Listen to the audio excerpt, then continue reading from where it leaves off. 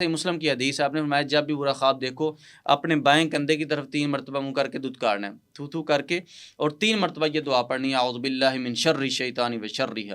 اعوذ باللہ من شر الشیطان و شرہ، اعوذ باللہ من شر الشیطان و شرہ۔ اب یہ دعا پڑھ دی، خواب زائل ہو گیا۔ اب آپ اس خواب کو بھول جائیں، یہ شیطانی خواب ہے۔ اگر آپ خواب میں سانپ دیکھتے ہیں، کتا دیکھتے ہیں، بلی، بھینسیں، چھپکلی، قبرستان، کوئی بھی چیز دیکھتے ہیں، گویا کہ یہ ساری جادو کی علامات ہیں، لیکن اللہ کی رحمت سے جادو آپ کے اوپر اثر نہیں کرے گا۔ اور اسی طرح کوئی شخص خواب کے اندر قبرستان دیکھتا ہے تو یہ بھی جادو کی ایک علامت ہے، اور یہ اس چیز کی طرف بھی اشارہ ہے کہ یہ جو جادو کسی انسان کے اوپر کیا گیا ہے یہ دفن شدہ جادو ہے۔ اور اگر بعض اوقات خواب کے اندر کوئی شخص یہ دیکھے کہ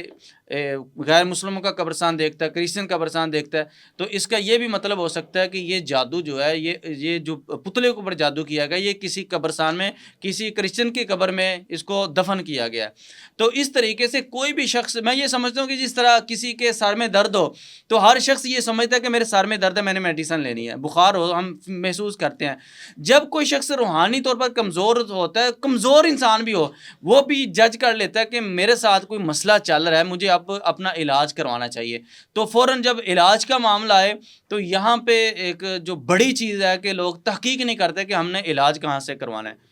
کوئی جادوگر ہے،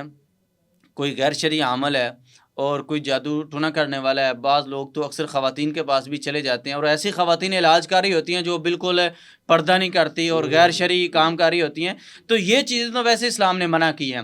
سب سے پہلے جب بھی کوئی اس طرح کا معاملہ ہو، خود نماز پڑھنا شروع کر دیں اور اذکار کرنا شروع کر دیں، پھر اس کے ساتھ ساتھ تحقیق کریں کہ ہم نے علاج کہاں سے کروانا ہے۔ ورنہ بعض اوقات علاج کروانے کی غرض سے کسی ایسے شخص کے پاس لوگ چلے جاتے ہیں کہ اتنا مسئلہ نہیں ہوتا ہے جتنا مسئلہ وہاں پہ جا بڑھا کے دیا بن جاتا جاتا ہے یا ہے۔ بڑھا دیا جاتا ہے۔ ابھی آپ نے ایک بات کی کہ خواب آتے ہیں، جی مطلب جی خواب میں آپ سانپ دیکھ لیا، جی جی چھپکلی دیکھ لی، اس طرح جی جن لوگوں کے خواب میں اپنے اعضاء و اقربا جو فوت ہو چکے ہیں وہ آتے ہیں، وہ کس چیز کی علامت ہے؟ اب دیکھیں، بعض لوگ یہ کہتے ہیں جی یہ روحوں کا آنا ہے۔ اگر کسی کا والد فوت ہو گیا تو وہ خواب میں آتا ہے اور وہ کہتا ہے جی یہ روحوں کا آنا ہے اور روحیں آتی ہیں۔ میں یہ سمجھتا ہوں کہ قرآن مجید نے یا دین اسلام نے جو اصول بیان کیا ہے کہ جو شخص دنیا سے ایک مرتبہ چلا جاتا ہے وہ نہیں آتا۔ ٹھیک، جس طرح حضرت حمزہ رضی اللہ تعالیٰ عنہ شہید ہوئے تو اللہ کے نبی علیہ الصلوۃ والسلام نے بشارت دی ان کے بیٹے کو، تو وہ کہنے لگے ان کے بیٹے کہ اللہ کے نبی میں بڑا اداس ہوں اپنے والد کی وجہ سے، تو آپ نے فرمایا کہ تو خوش ہو جا کہ تیرے والد کو اللہ نے جنت دے دی ہے، اور تیرے والد نے یہ خواہش کی کہ یا اللہ مجھے دنیا میں واپس جانے دے، تو اللہ تعالیٰ نے فرمایا کہ یہ ہمارا اصول نہیں ہے، ہم جنت میں اعلیٰ درجہ دے دیتے ہیں لیکن دنیا میں بھیجنا ہمارا اصول نہیں ہے۔ جو شخص دنیا سے ایک مرتبہ چلا جاتا ہے وہ واپس نہیں آتا۔ یہ جو چیز ہے، میں یہ سمجھتا ہوں کہ شیطان کو اللہ سبحانہ و تعالیٰ نے طاقت دی ہے کہ شیطان نبی صلی اللہ علیہ وسلم کے علاوہ ہر شخص کی شکل میں آ جاتا ہے، وہ انسان کی شکل میں، کتے کی شکل میں، بلکہ احادیث میں اس طرح کے واقعات ملتے ہیں سانپ کی شکل میں۔ بلکہ جب نبی صلی اللہ علیہ وسلم کے خلاف ایک پروپیگنڈا کیا گیا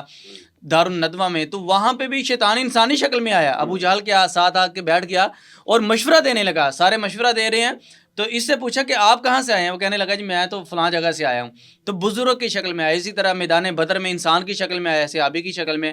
تو شیطان کو اللہ نے طاقت دی ہے۔ میں یہ سمجھتا ہوں کہ جو اس طرح کے خواب آتے ہیں تو عموماً یہ شیاطین جنات ہی کسی کی شکل میں آ جاتے ہیں، لیکن یہاں پہ لوگ ایک بڑا دھوکہ یہ کھاتے ہیں،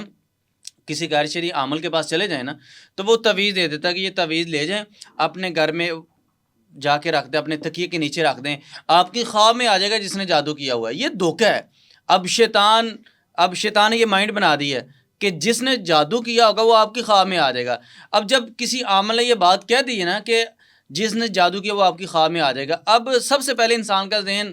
اس طرف جاتا ہے جس کے ساتھ اس کی بنتی نہیں ہے، رشتہ داروں میں کوئی بھی شخص ہے، کوئی کزن ہے، کوئی بھی جس کے ساتھ اس کی بنتی نہیں ہے، لڑائی جھگڑے رہتے ہیں، اختلافات رہتے ہیں، تو سب سے پہلے ذہن میں یہی بات آتی ہے کہ اس نے میرے اوپر جادو کیا ہے۔ اب شیطان رات کو خواب میں اسی کی شکل میں آ جاتا ہے، اللہ نے طاقت دی ہے اس کو، خواب میں آتا ہے، وہ انسان یہ سمجھتا ہے کہ میرے اوپر فلاں نے جادو کیا ہے، تو یہ انسان کا دھوکہ ہے۔ بلکہ میں یہ سمجھتا ہوں کہ کوئی بھی معالج ہے، کوئی بھی علاج کرنے والا ہے، اس کو چاہیے کہ وہ امام ابن قیم الجوزی رحمہ اللہ کی کتاب ہے تلبیس ابلیس، اس کو پڑھے، اور عام لوگ بھی جو اس چیز کا ذوق رکھتے ہیں مطالعہ کا، وہ اس چیز کا مطالعہ کریں۔